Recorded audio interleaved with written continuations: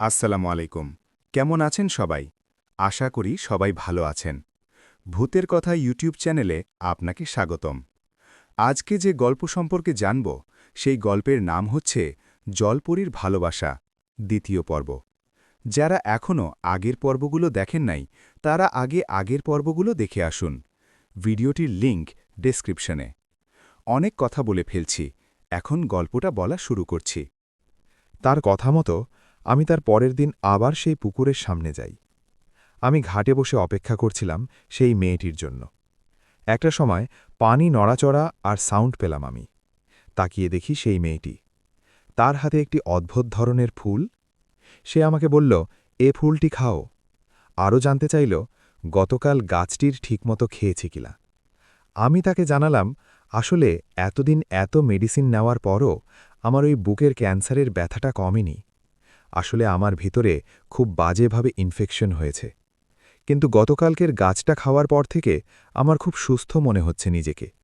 সে বলে, ফুলটা খেয়ে নাও। আমি তার কাছে জানতে চাইছিলাম এটা কিসের ফুল, আর এই অদ্ভুত ফুল এর আগে আমি কখনো দেখিনি।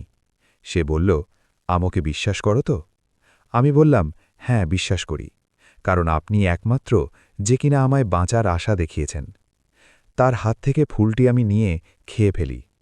মেয়েটি আমাকে বলল, আর কতদিন আপনি আপনি করে বলবেন? আপনি আমাকে এত সুন্দর একটি নাম দিলেন, আর আপনি সেই নামে আমাকে ডাকছেন না? আমি বললাম, ঠিক আছে, আজকের পর থেকে আমি আপনাকে মায়ামণি বলেই ডাকব, আর কিছু না। মেয়েটি বলল, আমি সেই মাছের থেকে আপনার নামটিও জেনেছিলাম। আপনার নাম আরমান, তাই না? আমি বলি, হ্যাঁ, আমার নাম আরমান। সে বলল, আপনি না গতকাল বলেছিলেন না আমাদের দেশে যেতে চান?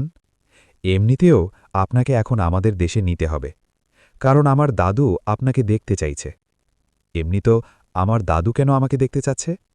মায়ামণি বলে, আসলে আমাদের রাজ্যে যে কোনো মানুষে অসুস্থ হলে আমার দাদু তাদেরকে কিছু গাছের ওষুধ খেতে বলে দেয়।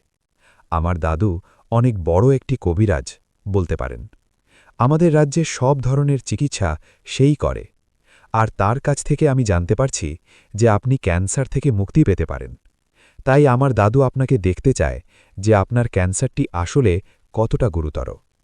আমি বললাম, আমি তো আপনার মতো পানির নিচে শ্বাস নিতে পারি না। আমি যদি এখন আপনার সাথে পানির নিচে চলে যাই, তাহলে তো আমি মারা পড়ব। আপনার কিছুই হবে না, কারণ আপনি কিছুক্ষণ আগে যে ফুলটি খেয়েছেন, সে ফুলটি খাওয়ার কারণে আপনি এখন মাছেদের মতো পানির নিচে শ্বাস নিতে পারবেন।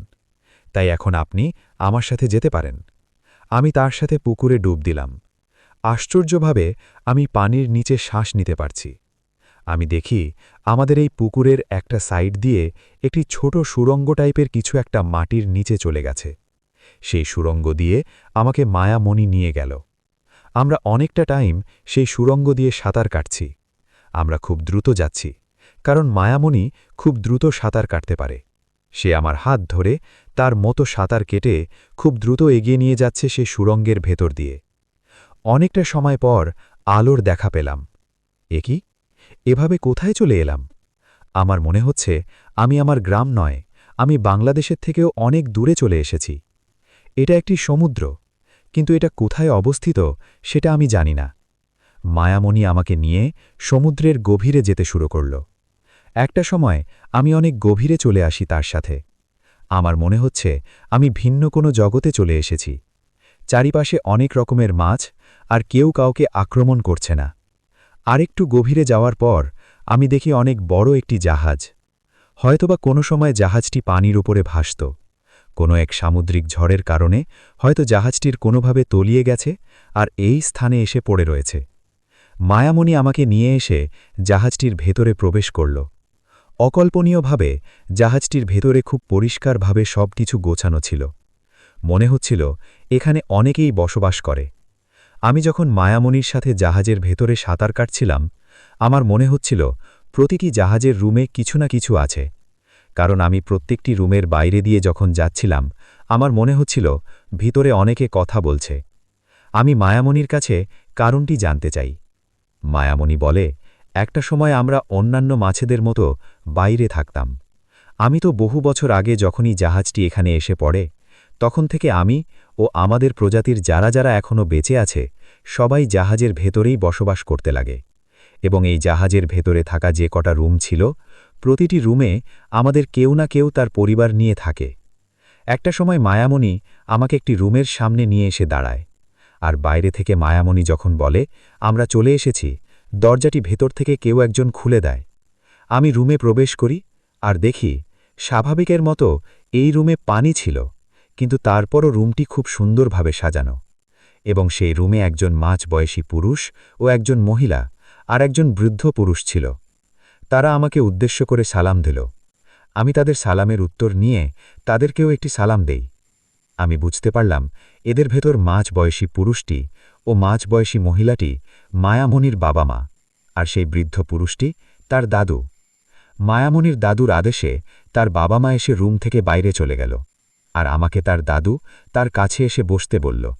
সে আমার বুকে মাথা রেখে কিছু একটা বোঝার চেষ্টা করল। সে আমাকে একটি গাছের শিকড় খেতে বলল। আমি তার কথা মতো একটি গাছের শিকড় খাই। সে তারপরে আমার চোখের দিকে যখন তাকিয়েছিল, তারপরে সে বলল, হ্যাঁ, বুঝতে পেরেছি, আসলে তোমার ক্যান্সারটি দিনে দিনে খুব বাজেভাবে ছড়িয়ে পড়ছে, তবে আমি তোমাকে সুস্থ করতে পারব ইনশাল্লাহ। সে আমাকে কিছু গাছ দিল আর বলল ওই গাছগুলো 1 মাস নিয়ম অনুযায়ী খেতে, আর 1 মাস পরে তার সাথে আবার দেখা করতে। আমি তার থেকে বিদায় নিয়ে মায়ামণিকে নিয়ে বাইরে চলে আসি, কিন্তু বাইরে এসে আমি খুব ভয় পেয়ে যাই। অনেক বড় একটি শার্ক আমাদের দিকে এগিয়ে আসে।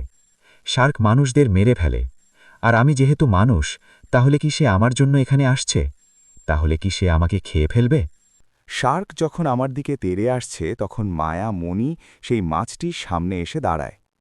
শার্ক মাছটি বলে, তুমি আমাকে বাধা কেন দিচ্ছ? একটি মানুষ এই স্থানে চলে এসেছে, এখন তাকে হত্যা না করলে সে এখান থেকে ফিরে গিয়ে আরও অনেক মানুষদের আমাদের এই দেশের কথা বলে দেবে, আর তারা আমাদেরকে ধরে মেরে ফেলবে।